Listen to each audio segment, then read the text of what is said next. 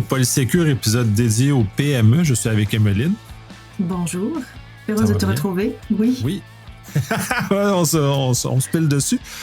Oui, ça fait longtemps qu'on s'est jasé, c'est pour ça. C'est très heureux de te retrouver en 2023. Nous allons commencer l'année, en tout cas du moins pour ce qui est de l'enregistrement, parce qu'il va y avoir un épisode qui quand même est diffusé malgré tout en début d'année, sur les contrôles que le gouvernement fédéral a élaboré conjointement avec une autre organisation qui sont destinés aux PME, justement pour les aider à cheminer en cybersécurité pour atteindre un niveau minimal de sécurité, justement pour pas qu'on les retrouve dans les métiers. Donc, on va séparer ces normes-là en deux blocs d'enregistrement, justement, puisque c'est quand même assez massif, justement, pour que ce soit digeste, on va le faire comme ça. On va commencer avec la section 5 dans le document, qui sont les contrôles de base, donc les éléments essentiels qu'on doit mettre en place pour réussir à avoir une cybersécurité qui a du sens et qui nous protège adéquatement contre les malveillants qui en veulent à notre argent et à nos choses. Donc, je vais te laisser commencer un peu à présenter les différents éléments et descendre ça. Ben oui, certainement. Merci en tout cas d'avoir accepté cette thématique. Je trouve ça intéressant parce qu'effectivement, c'est des recommandations qui sont adaptées peut-être plus difficilement parfois pour certains points, on va le voir, mais qui sont adaptées quand même pour les petites et moyennes organisations. Donc, pour mieux se protéger, pour mieux tout ça. Point numéro 1. Et en fait, je vais nommer, il y en a combien? On a dit on va le faire en 2 épisodes, mais au total, il y en a quand même 14. Donc, plein de petits points, on va avoir plein de petites choses à dire et l'avantage et le côté intéressant, c'est que toi et moi, on a 2 expertises complémentaires, donc on va pouvoir regarder ces 2 volets-là. Le point numéro 1, c'est au sujet du plan d'intervention en cas d'incident. Je pense qu'effectivement, c'est la base de la base. Un plan d'intervention, ça sert à planifier. Ça paraît logique aussi, ça permet de réagir rapidement en cas d'incident. Parce que on est toujours mieux d'avoir, quand le feu est poigné, un papier, un plan écrit qui dit bon quand il y a ça qui arrive, voici ce qu'on doit faire, voici qui on doit contacter, voici comment on doit réagir, interagir. Parce que si on n'a pas ce plan de fait et que le jour vient où le feu est poigné, on n'a clairement pas toute notre tête et on n'a clairement pas tous nos moyens pour réagir dans ces situations-là. Donc d'avoir vraiment un plan. Et d'ailleurs, le lien, on vous le mettra probablement dans les notes de l'épisode, mais eux, ils offrent un plan. Ils offrent un modèle, en tout cas un template. Je trouvais ça intéressant pour pouvoir alimenter les réflexions aussi. Donc c'est grosso modo de savoir qui est la personne, là où les personnes responsables. Qui contacter. Et comment on fait avec les communications à l'interne, à l'externe, non? C'est pas mal ces points-là de ton côté. Comment tu vois ça? Moi, je trouve fondamental. Parce que j'aime beaucoup la gestion des incidents. Je suis beaucoup là-dedans. Pour en avoir exécuté dans ma carrière, d'avoir contribué à un livre justement pour les PME qui est destiné justement à ça, puis tout le volet de plans associés à ce genre de choses-là. Puis j'ai des épisodes spécialisés sur ça aussi. Donc, tout ça, l'ensemble, moi, j'ai une énorme passion pour ça. Le plan est primordial, puis c'est justement, puis on aurait même tendance à penser que les grandes entreprises ont des plans. Les grandes entreprises ont clairement pas tous des plans. On l'a vu dans les derniers incidents qui ont eu lieu dans la dernière année. Au moins, si on peut remonter plus loin aussi, on va constater qu'il y a beaucoup de cafouillage qui est fait par en tout cas, tout ce qui apparaît dans les médias, soit une mauvaise gestion des communications, soit une mauvaise gestion de la crise elle-même qui mène justement à des situations qui sont beaucoup plus désastreuses, beaucoup plus dommageables pour l'entreprise, qui vont des fois mener jusqu'à la fermeture. Donc, c'est bien de savoir quand que le feu est pris, d'être capable d'avoir un plan clair et une pratique. Puis même ça a l'air banal, comme ça, on va le gérer quand ça va arriver. Non, quand ça arrive, on n'a pas la tête à ça. Le plan va justement nous aider de nous sortir de l'émotion et nous mettre dans l'action. Et l'action concrète et rationnelle qui justement nous amène à quelque chose. Fait que ça vient guider, et c'est, à mon avis, fondamental, mais malheureusement sous-estimé par bien des gens. Puis ça n'a pas besoin d'être compliqué, puis le template est très intéressant puisqu'il donne déjà un point de départ. Déjà d'avoir ça, c'est déjà mieux que rien à voir. Fait que déjà là, on est capable d'avoir les noms des personnes, savoir quoi faire, comment communiquer ça, puis quitte aussi à aller voir des intervenants externes parce que ça demande des spécialisations spécifiques. On va parler par exemple de la communication Il y a peu de gens qui sont vraiment spécialisés en communication. Allez vous trouver des experts en communication qui vont vous accompagner. Des experts techniques également, parce que dans certains cas, ça va être nécessaire. Est-ce que vous avez une assurance qui va venir vous aider? Est-ce que tout ça doit être maintenu là-dedans pour en faire une gestion de crise qui va être, ou d'incident qui va être adéquate et qui, justement, ne vous amènera pas dans les médias négativement. Il va vous amener dans un contexte où ça va être juste un petit trou, puis ça va pouvoir passer, puis reprendre vos activités normales et justement pas mettre en péril votre entreprise. Exact, c'est super apprécié d'avoir un modèle comme ça parce que comme tu dis, de partir d'une page blanche, bonne chance, bon courage. Tandis que là, on a quand même déjà un point de départ. Puis tu l'as brièvement mentionné, t'es là, dans cette section-là, du guide, il parle enfin, il suggère même, il pose la question de dire, est-ce que ce serait le temps justement de souscrire à une police d'assurance en matière de cybersécurité? D'ailleurs, si tu as besoin d'un invité sur le sujet, j'ai potentiellement quelqu'un à te proposer, mais tu sais, les polices d'assurance cyber, ça devient un peu plus sexy, quoique bon, je pense que ça fait pas tout non plus. Je pense que c'est pas une raison pour ne pas mettre tous les autres points de contrôle dont on va parler, mais ça peut toujours être pertinent. Application, oui, je te laisse bonifier si Oui, tu absolument, veux. je corroborais ce que tu disais et oui, c'est très important. Dans certains incidents que j'ai pu constater, ça a changé toute la nature, la gestion de l'incident. Donc, ça peut vraiment, parce que votre assureur peut vous amener des équipes supplémentaires, c'est ça dans les clauses de validité, qui vont peut-être envoyer des experts qui vous dépanner, justement, comme dans Sinistre. Ben, on envoie des experts évaluer. Ben, en cyber, c'est la même chose. Votre assureur va vous envoyer des experts pour évaluer la situation puis peut-être vous aider jusqu'à un certain point à vous sortir du pétrin. C'est très important, mais je prends note de ta proposition. On va revenir sur les assurances cyber. La deuxième norme, en tout cas, qui devrait être mise en place, c'est l'application automatique des correctifs, que ce soit aux applications ou aux systèmes d'exploitation. Donc ça, si j'ai à traduire ce que ça veut dire, c'est mise à jour. Il y a une faille, il faut la colmater. C'est important de faire régulièrement nos mises à jour. Ce que je dis souvent, c'est il faut arrêter de me rappeler plus tard. Moi, personnellement, j'ai ce toc de à chaque semaine, je vais voir si j'ai des mises à jour. Des fois, j'en ai, je les fais, je redémarre mon ordi, là.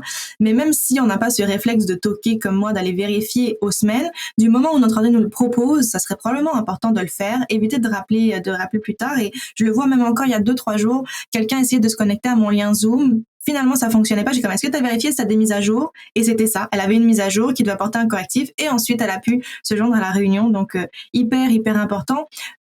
Souvent oublié, mais les sites web, nos sites web ont aussi des mises à jour à faire, surtout quand on travaille avec des plateformes comme WordPress, Wix. Il y a des plugins. Plugins en français, c'est comme des extensions. Ça, je le traduirais. Mais ça, c'est hyper important de le mettre à jour aussi parce que c'est de belles failles potentielles que les pirates ne perdent pas de temps à exploiter. Effectivement, ben, de toute façon, le volet automatique, surtout pour les PME, d'activer la mise à jour automatique, c'est même c'est un no-brainer, c'est vraiment fondamental. La plupart, comme les navigateurs web, là, maintenant, se mettent à jour au redémarrage. Moi, mon habitude de toquer n'est pas d'aller vérifier toutes les semaines, mais mon redémarrage à mon ordinateur fait que ça va faire que tous les logiciels qui sont installés, qui vont démarrer, vont aller vérifier s'ils ont des mises à jour, et là, vont m'afficher leurs mises à jour. Généralement, je demande qu'ils fassent une vérification au moins hebdomadaire, si c'est pas journalière, des éléments de sécurité, justement pour disposer de toujours les dernières versions en main, de toujours avoir. Fait que généralement, j'ai une fenêtre à peu près d'une semaine entre la disponibilité et l'application des correctifs sur mon ordinateur principal. Même chose sur mes autres équipements, c'est à peu près la même chose. Tout est en automatique. Ça peut briser des éléments, mais il vaut mieux que ça brise le fonctionnement puis qu'on revienne arrière que de se faire attaquer par un malveillant et que nos infrastructures soient fuitées sur le dark web ou d'autres éléments plus toxiques et beaucoup plus dispendieux à revenir qu'entre les deux choix, je préfère être toujours à jour, mais des fois prendre le risque que de me retrouver dans les médias et d'être un peu dans l'embarras. C'est intéressant ce que tu amènes parce que c'est effectivement quelque chose que j'entends souvent, des gens me dire, moi je fais pas les mises à jour quand ils me le demandent, j'attends un petit peu parce que je sais qu'il y a encore des bugs qui restent.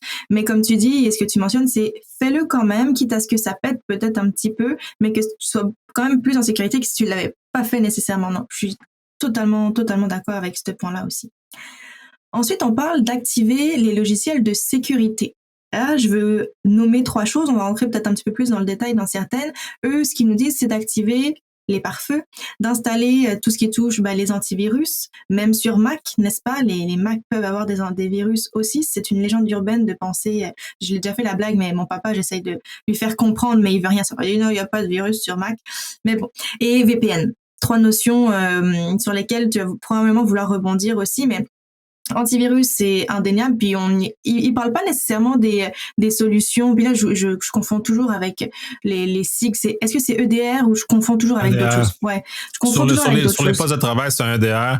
D'un point de vue macro, on va parler de XDR, mais vraiment, mais juste un EDR de base, c'est déjà essentiel, même si c'est même mieux qu'un antivirus, mais rendu là, ça devient des petits détails.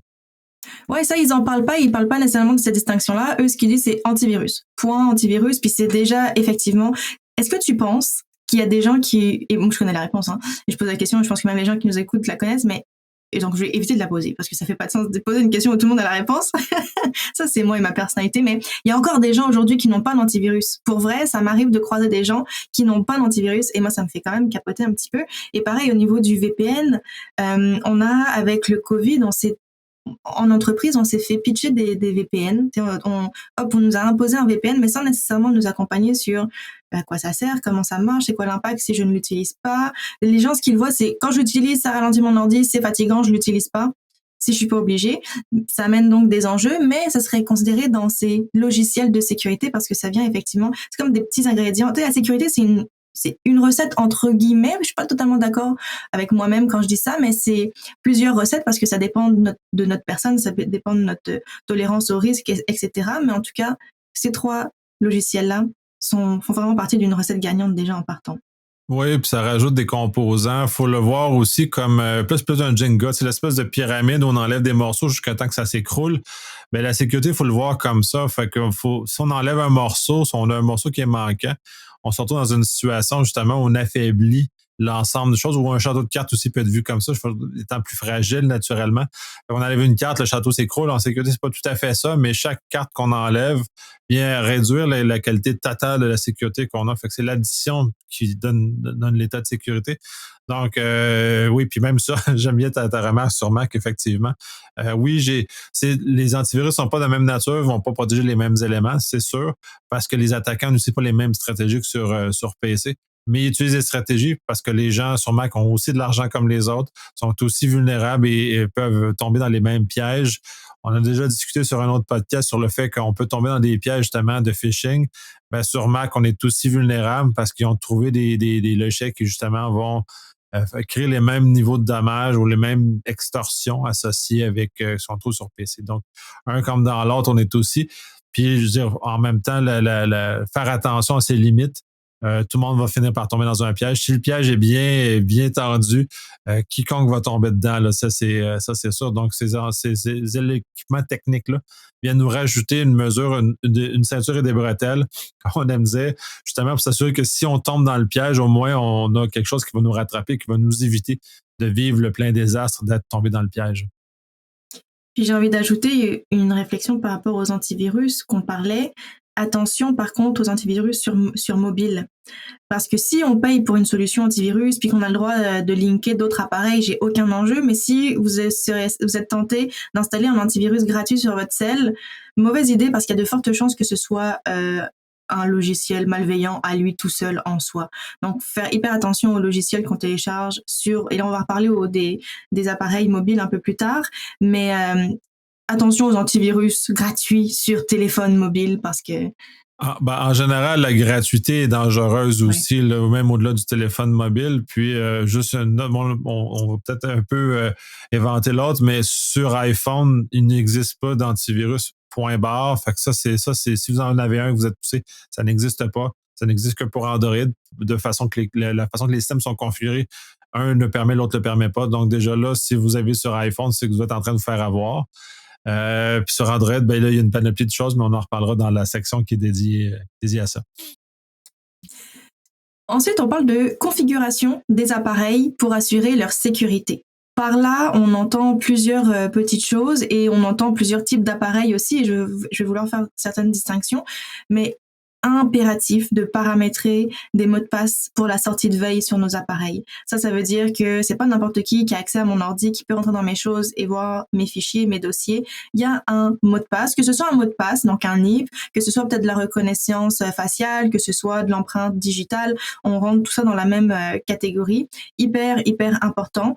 Je pense que j'avais déjà mentionné sur le podcast, mais je le redis, moi je suis le genre de personne qui fait des mauvaises blagues. Que si je suis en soirée avec des amis puis que je me rends compte que leur cell n'a pas de mot de passe, compte sur moi pour mettre un réveil à 3 heures du matin pour qu'ils apprennent à la dure. Ça, c'est moi.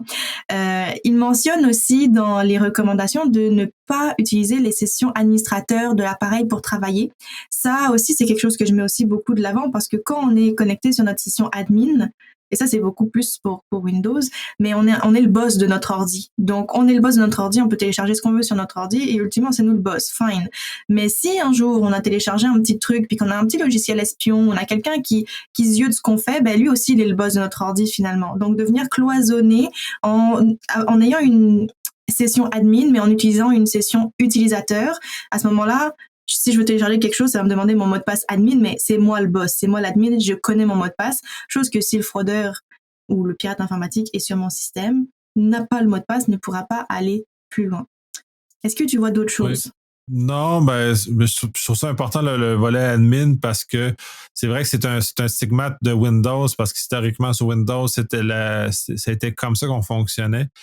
Si je regarde sur Mac, ça a été déjà un peu comme ça, mais ça l'est depuis très longtemps, ce n'est plus comme ça. Dans quel cas, on a juste des utilisateurs normaux qui opèrent là-dedans et à chaque fois qu'on a une opération de haut privilège à exécuter, le mot de passe nous est demandé, justement pour pouvoir installer, pour pouvoir accéder à certains éléments du système qui sont protégés. On peut même le configurer certains paramètres qu'on veut qu'ils soient mis ou pas sous cette protection-là. Il y a quelques affaires, mais en général, il y a des éléments comme ça, fait qu'on est énormément durci. Windows a fait le même effort aussi, mais on est encore dans ces vieilles habitudes-là qui sont dures à faire tomber. Et surtout, en entreprise, je le vois souvent, là, parce que les gens, ça m'empêche de travailler, oui, mais ça t'empêche pas de travailler, c'est parce que tes habitudes de travail ne sont pas adéquates par rapport à ce que tu as à faire, parce que normalement, tu n'es pas supposé avoir des besoins d'admin que pour des besoins très spécifiques et très ponctuels. Donc, à ce moment-là, il y a peut-être une question à se poser sur la façon dont le travail est exécuté, mais ça, c'est très dangereux parce que c'est comme se promener avec une arme chargée. Et à ce moment-là, on le voit dans les maisons, une fois de temps en temps, des armes chargées causent des soucis, peuvent se déclencher à tout moment, peuvent créer des problèmes ou des drames dans certains cas. Donc, c'est juste à faire de faire attention. C'est une image un peu forte, mais qui est quand même à quel point la puissance de ce compte-là sur une machine peut nous amener et se protéger contre soi-même aussi d'un fond de mauvaise manipulation. Pour ça. Plus les mots de passe, les mots de passe dans votre routeur sans fil, le mot de passe dans vos différents équipements, les changer parce que, on peut trouver avec des farceurs ou des farceuses comme toi qui vont venir changer les éléments comme ça. Cela étant une chose. L'autre, c'est que les malveillants aussi vont faire le même élément que tu mentionnes, mais pour des fins plus néfastes. On se dit, ouais, non, mais c'est pas grave, mon petit système de domotique ou machin. Oui, c'est grave parce qu'ils peuvent savoir quand vous êtes à la maison, comment vous contrôlez vos affaires, vos habitudes. Donc, de savoir quand venir vous voler parce que vous n'êtes pas là, savoir quand vous êtes là, justement, et ainsi de suite, toutes ces habitudes de vie-là qui peuvent amener ces malveillants-là à poser des gestes qui vont venir causer préjudice matériel où vous allez perdre des objets comme ça. Fait que faire très attention. Fait que même si ça a l'air anodin, ça ne l'est rarement parce que les malveillants sont très imaginatifs pour tirer et extraire de l'argent de leurs victimes. Je te remercie de nous amener dans cette direction-là parce que c'est exactement ce que je voulais amener comme idée quand je disais qu'on va parler de certains autres appareils qui sortent de nos habitudes. Tu sais, quand on parle appareil, on pense ordi, tablette, téléphone, mais tu l'as mentionné, les objets connectés, les routeurs, hyper importants aussi. Ça fait partie des appareils qu'il faut sécuriser plus. En lien avec justement la sécurisation, qu'est-ce qui est un élément qui permet plus de sécurisation? Ça va être l'authentification et c'est notre prochain point, l'utilisation d'une authentification robuste des utilisateurs. Par là, on entend plusieurs éléments et je suis sûre que tu vas avoir plein d'autres choses à dire, mais moi, les points que je martèle tout le temps et je me dis on est en 2023, mais il faut encore répéter ces points-là. Et oui, parce que le changement, c'est inconfortable et ça prend du temps aussi. Mot de passe robuste, mot de passe unique, le double facteur d'authentification. On a fait tout un épisode dédié à cette thématique. Je pense même qu'on en a fait 2.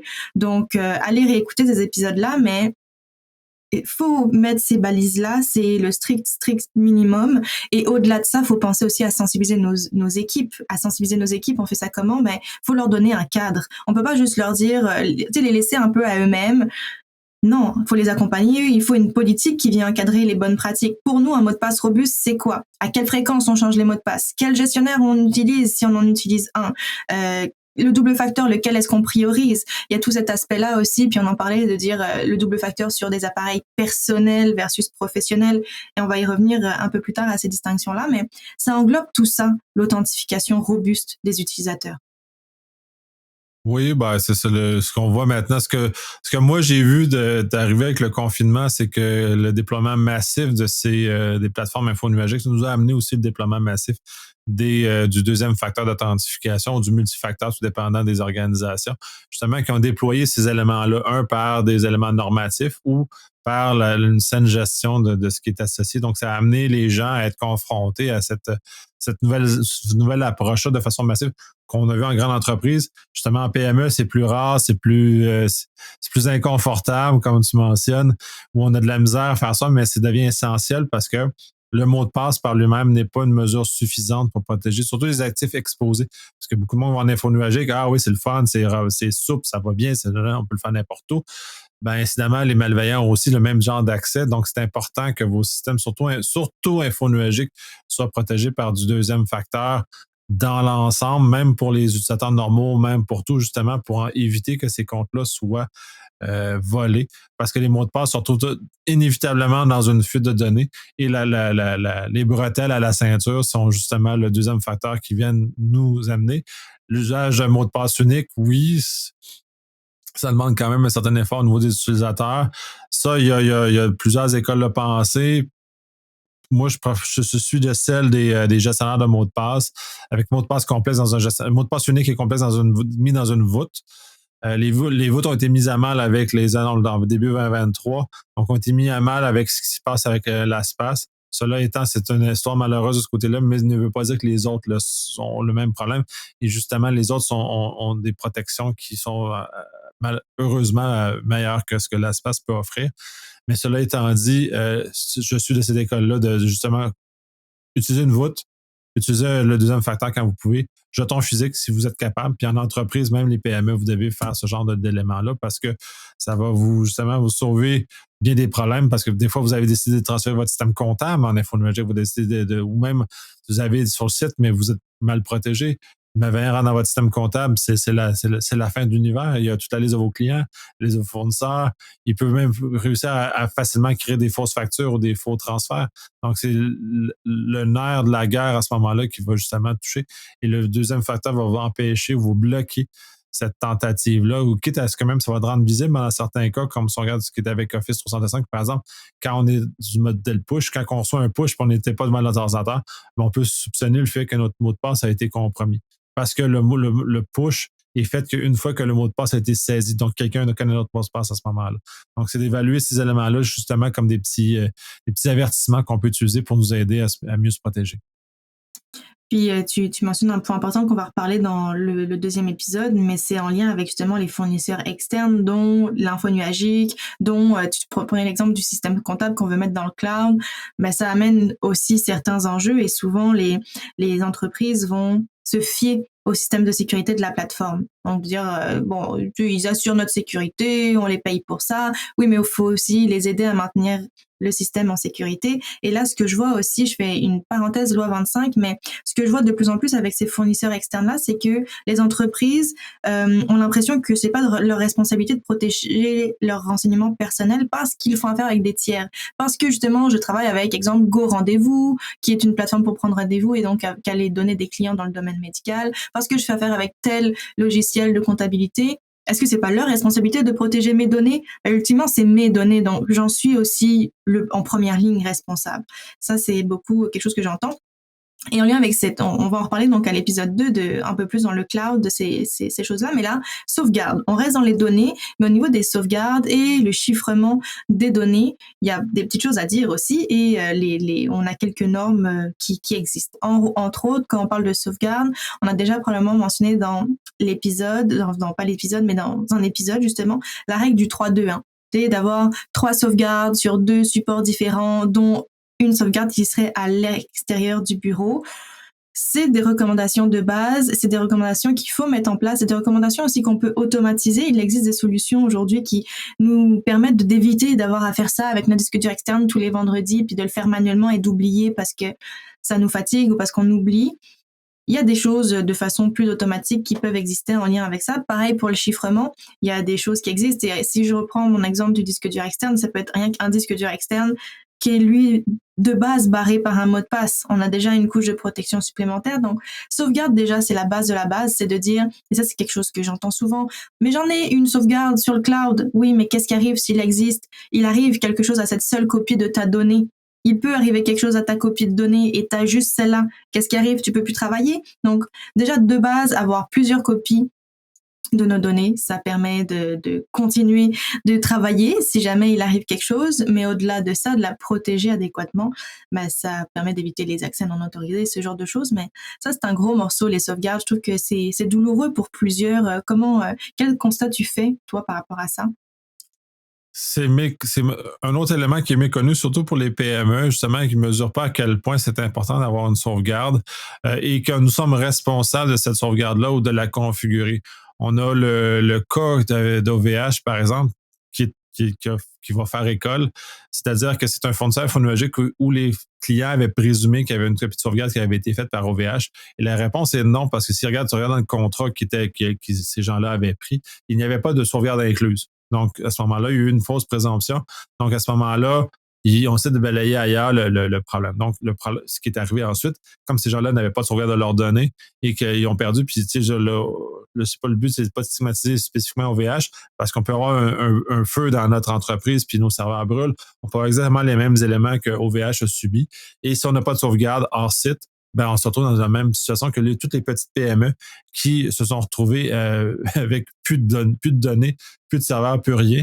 Et dans certains cas, dans un très grand nombre de cas, justement, des entreprises qui n'avaient pas fait cet effort-là, ben, se sont retrouvées à la faillite parce qu'ils ont tout perdu.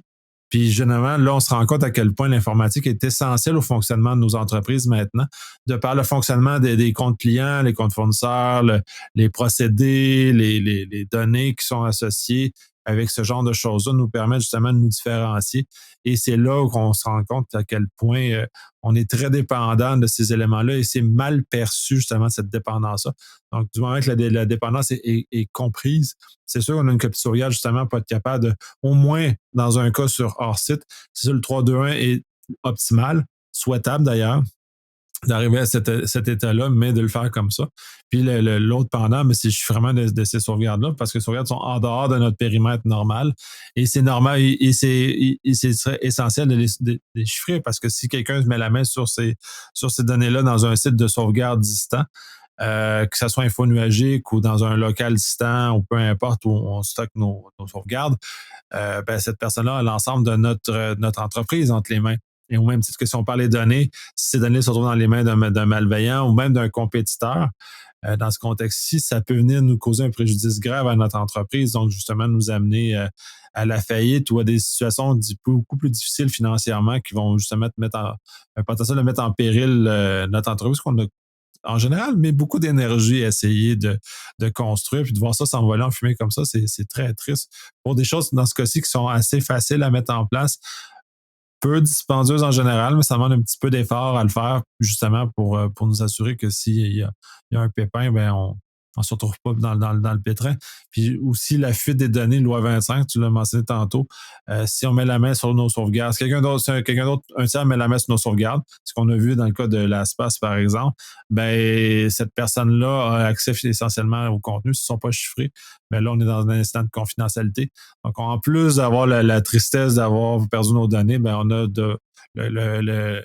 la commission d'accès qui est sur le dos, justement, parce qu'on n'a pas justement agi de façon diligente pour protéger les informations qui sont sous notre responsabilité. Plus pas de responsabilité. On a responsabilité comme entreprise des données qu'on héberge, mais les clients qui consomment nos services ont la responsabilité de leur mot de passe. Donc, si les autres perdent leur mot de passe, ça, mais la frontière entre les deux, il faut qu'elle soit bien comprise, autant par les consommateurs qui rentrent sur le site que l'entreprise qui héberge l'information qui est associée. 100%, 100% d'accord. C'est toujours chouette de faire des podcasts avec toi. Ça amène plein d'autres idées et on se complète bien. Notre avant-dernier point pour cet épisode, c'est en lien avec l'établissement de défense de base sur le périmètre. Là, on retrouve des éléments qu'on a déjà mentionnés, comme activer les pare-feux, l'utilisation appropriée du Wi-Fi. On en a plus ou moins parlé. On avait plus parlé de VPN tantôt, mais ça fait du sens aussi, le Wi-Fi. On a parlé du routeur à la maison. Donc, il y a notre Wi-Fi qu'on connaît, qu'on peut paramétrer, qu'on peut aussi activer un réseau invité. Donc, on peut venir cloisonner notre réseau à la maison. C'est quelque chose que peu de gens savent. On parlait du Wi-Fi, du routeur à la maison tantôt, ou au bureau d'ailleurs, pour venir le protéger, le sécuriser, ajouter des mots de passe robustes, changer le mot de passe par défaut. Mais là, on peut vraiment splitter notre routeur, notre même appareil qu'on a physiquement, qui ait deux points d'accès différents avec deux mots de passe différents. Ça, c'est ajouter une couche de protection parce que ça permet de nous, les équipes, travailler sur un réseau et quand on a des invités, qu'ils ne viennent pas se connecter sur le réseau où toutes nos données naviguent, mais bien d'avoir quelque chose de séparé. C'est un élément, attention au Wi-Fi aussi, gratuit, inconnu. Ça, on en a déjà parlé un petit peu. Et avant de te laisser la parole, les deux autres petits points qu'il mentionne, c'est plus concernant les courriels, la défense de base du périmètre plus des courriels. Donc, il parle d'appliquer le protocole DMARC. Il me semble que tu en avais parlé dans un des épisodes, peut-être déconstruire un petit peu c'est quoi ça, c'est le DMARC, le SPF, le tout ça là concernant le courriel et le filtrage des courriels aussi serait un élément à mettre en place que aujourd'hui on commence à avoir de base, mais il existe de plus en plus de choses aussi et d'ailleurs j'ai rencontré quelqu'un dernièrement qui me parlait d'une solution qu'ils avaient en place où est-ce que tu sais aujourd'hui le filtrage de courriel va détecter les liens inconnus, les pièces jointes, mais va pas nécessairement détecter un courriel qui te demande de l'information. Donc ça passe comme sous la traque, mais quand même, demander de l'information, c'est donner peut-être potentiellement accès à quelqu'un qui est pas supposé à de l'information sensible, un renseignement personnel. Puis là, on embarque encore avec la loi 25, mais je trouve ça intéressant. De ton côté, défense de base, est-ce que tu vois d'autres choses? Ça fait un bon tour. C'est sûr que faut s'acheter des équipements qui vont faire ce genre pour les petits dans les PME. Même pour la maison aussi, il y en a à différents niveaux de prix qui nous permettent justement ces éléments, un pare-feu justement pour empêcher ce qui rentre, qui nous offre un VPN justement pour qu'on puisse rentrer dans l'entreprise de façon sécurisée. Deuxième facteur, comme on mentionnait plus tôt, Wi-Fi justement séparation. La plupart des Wi-Fi maintenant offrent du réseau invité natif qui justement empêche les gens de voir le contenu de notre réseau. Filtrer ce qui arrive de l'extérieur par les courriels, entre autres. La plupart des systèmes l'offrent maintenant. Filtrer les sites web qu'on consomme aussi parce qu'il y a beaucoup de sites malicieux qui sont faits comme ça. Donc, de se prémunir d'équipements qui, généralement, on se fait une partie ou la totalité de ces éléments-là, tout dépendant des budgets qu'on a, justement pour amener comme ça, d'un point de vue domestique, un petit firewall, type firewall là, par exemple, qui offre le Wi-Fi, le VPN, le coupe-feu, le filtrage web. Donc déjà là, on est déjà bien outillé pour avoir ce genre d'éléments-là, puis éviter que nos employés ou nos personnes à la maison consomment des choses. Aller plus loin en entreprise avec des éléments avec filtrage web spécifique. Puis on peut même aller sous-traiter ces éléments-là. Tu parles du démarque. Effectivement, ça, c'est notre responsabilité de le déployer. Mais en même temps, c'est d'aller de se prémunir d'un serveur un service de courrier qui le fait. Google le fait très bien, par exemple, mais de point de vue, si on va au workspace, d'un point de vue entreprise, va nous offrir des éléments comme ça, d'un point de vue, tous les services comme ça. Outlook va le faire la même chose avec Office 365, et ainsi donc de se prémunir des éléments comme ça pour limiter, puis tout ce qui est à l'intérieur, de s'acheter des petits équipements, ils sont pas très dispendieux, puis sont très utiles, puis de plus en plus faciles à configurer. Je recite encore mon exemple de Firewall qui a une interface très facile à configurer, qui est accessible pour les monsieur et madame tout le monde, qui n'a pas besoin d'un expert pour le configurer. Donc, dès lors d'avoir ces petits équipements-là à notre disposition. Il y en a d'autres au niveau des Wi-Fi, la même chose, sont aussi faciles maintenant à configurer. Donc, de se prémunir d'équipements comme ça, justement, pour éviter qu'on soit un réseau complètement ouvert, puis qu'on ouvre sur la planète et qu'on soit facile à attaquer. C'est intéressant ces petits dispositifs-là. Je me rappelle même qu'on en avait discuté un petit peu plus longuement lors d'un épisode aussi. Et c'est là c'est le fun, c'est que depuis tout à l'heure, on fait référence à plein d'épisodes que j'ai écoutés de ta part avec des invités, de nos épisodes. Donc on se dit, oh, on n'est pas trop à côté de la plaque, ou en tout cas le guide, lui, de son côté aussi, ne l'est pas trop. Donc on se retrouve au même endroit et ça, c'est le fun. Notre dernier point pour cet épisode, ça concerne le contrôle et l'autorisation des accès. Donc, ça concerne quoi? Ça concerne de restreindre les accès des équipes. Ça permet d'éviter les accès non autorisés dans ce cas-ci. Donc, de gérer tout ce qui touche les privilèges administrateurs. Ça, ma recommandation de base, et c'est peut-être pas toujours facile de partir d'une feuille blanche là non plus, mais c'est d'avoir une liste des rôles et des accès. C'est d'avoir une liste de notre organisation, de dire quelles sont les plateformes sur lesquelles on a des comptes, quelles sont les plateformes qu'on utilise, et de corroborer un peu cette liste avec les personnes qui travaillent dans l'organisation, que ce soit à l'interne ou à l'externe, et de dire, bon, ben, qui a accès à quoi? Donc, d'avoir vraiment une liste des rôles, des accès, ça permet dans un premier temps, si j'ai quelqu'un qui quitte, quelqu'un qui est promu, d'avoir une meilleure gestion des accès de cette personne-là, de pouvoir révoquer ou bien réajuster si nécessaire. Mais une fois que cette liste des rôles et des accès est faite, ça devient pas mal un jeu d'enfant, entre guillemets, mais déjà, on a un meilleur contrôle. On a un portrait global de, OK, quels sont les accès, pour qui? Et à ce moment-là, ben, on peut rectifier le tir en cours de route. Je pense que c'est vraiment, si vous aviez une étape à mettre en place pour ce point-là demain matin, ce serait quoi l'étape numéro 1? Ça serait probablement ça, de débuter une liste des rôles et des accès, de se poser, de brainstormer et de débuter avec ça. Absolument. Puis c'est un des éléments essentiels qui est souvent. On sont tous délaissés finalement. Je vais dire un autre qui est délaissé, mais ils sont tous délaissés. Justement, le contrôle des accès ou ce qu'on appelle gestion d'identité des accès, là, la GIA en général dans les plus grandes entreprises. Justement, on est capable de cloisonner ou d'amener aux bons endroits qui a accès à quoi. Et c'est pas besoin d'être très, très, très compliqué, mais justement de limiter disons, tout ce qui est RH aux personnes RH, tout ce qui est personnes de production, et ainsi de suite.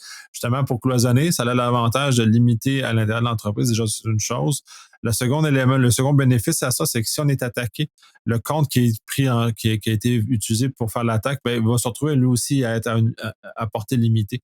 Donc, il ne viendra pas jeter l'ensemble de l'entreprise par terre si c'est les RH, c'est seulement les données RH qui vont être affectées, ça n'affecte pas la production, par exemple. Donc, c'est très important, ce type de cloisonnement là au niveau des accès. Là, on parle de vraiment accès, mais on peut le faire au niveau réseau. Tout doit être segmenté de cette façon-là. Probablement que vous avez dû entendre parler du Zero Trust, qui est une des approches justement de limiter le plus possible ce genre d'accès-là. C'est très important. Puis l'exemple qui fait école, c'est RSA. C'est pour ça que je parle des RH. Il y a très longtemps, une personne des RH avait justement reçu un courriel qui supposait un candidat. Le fichier qui était envoyé était malicieux. C'est un RH ouvert. Et ça donnait l'accès à la personne malveillante d'accéder à l'ensemble d'informations de RSA à ce moment-là, dont des informations très privilégiées qui mettaient en cause la sécurité des systèmes qu'on déployait chez leurs clients. Donc, dès lors, si on voit à quel point c'est la zone, ce qu'on appelle la zone de déflagration, peut être importante si on ne cloisonne pas. Fait que oui, il y a un bénéfice pour pas que tout le monde ait accès à tout à l'intérieur, puis ça, c'est d'une certaine façon, mais aussi un bénéfice que si on a subi une attaque, ce qui est inévitable, on va limiter aussi la portée de cette attaque-là qu'un nombre plus restreint de systèmes. Donc, on a un double avantage de faire ce genre de choses-là, ou juste de dire contrôler pour contrôler. On a intérêt à mettre ça en application, justement, à séparer de façon large au minimum. C'est peut-être difficile et peut-être ardu, mais au moins commencer à faire ce travail-là qui est, à mon avis, essentiel. Puis commencer par le haut, puis descendre tranquillement vers le raffiné, mais il ne faut pas virer fou non plus. Puis j'ai vu des organisations qui ont viré fou, puis il y avait quasiment des rôles personnalisés pour chaque personne. Donc, ça peut devenir très lourd à gérer, puis c'est pas ça l'objectif, c'est vraiment d'arriver à un sain équilibre qui amène justement que la personne a accès peut-être un peu plus que ce qu'elle devrait, mais pas trop, justement, pour pas qu'elle fouine des informations qu'elle n'est pas supposée. Puis justement, on parle de loi 25, c'est un autre cas où si une personne accède à l'information qu'elle n'est pas autorisée ou qui n'est pas fait ça, donc on tombe en incident de confidentialité, ou c'est en cas d'incident, mais à ce moment-là, qu'elle ne soit pas prise comme un accès élargi. Bref. Et je pense que c'est ce qui fait le tour pour notre premier épisode. On est quand même passé au travers des 8 premiers contrôles, les premiers contrôles de base. Dans un prochain épisode, on va parler plus de ce qui concerne l'environnement d'exploitation. On va parler plus appareils mobiles, services infonuagiques, site web, un petit peu plus. On en a 6 qu'on vous réserve, donc on fait garde un petit peu de suspense, mais ça permet d'alléger aussi l'épisode.